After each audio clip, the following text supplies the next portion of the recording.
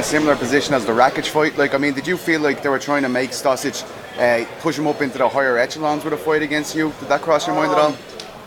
Maybe a little bit. I've kind of accepted that role as a guy that can help people jump ranks like Rakic did, and now he's got a big fight tonight. So, because I have some skill and potential, and I think the UFC knows it. So, me just getting a win tonight, proving that I can't beat anybody, you know, that's the most important to me. How happy are you with that win? Like, I mean, Stosic is a highly considered European prospect.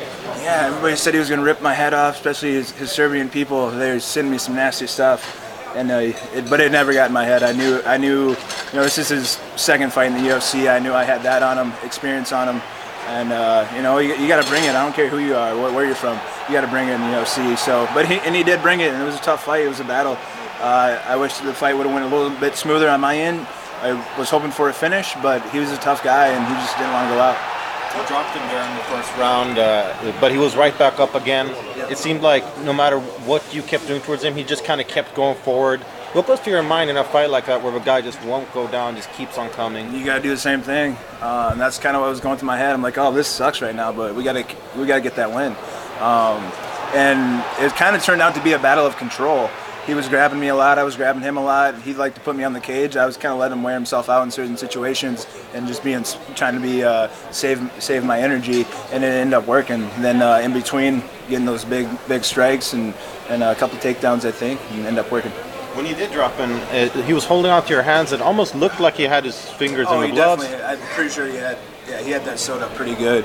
And I'm surprised the ref didn't stop it, but you know, I was still trying to work, and I didn't want him to stop it because I have him in really good position, and so yeah, I just kept trying to get it out and ended up letting him up. So. What about coming to compete in Europe? I mean, does that take a physical toll? I know a lot of people find it hard to cut weight, etc., when they have to go that transatlantic flight.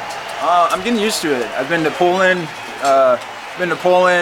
In just like the long trips, Poland out of the U.S., Poland, Canada, Russia, and now here in Sweden. I didn't get to fight in Russia, but I still had to go through.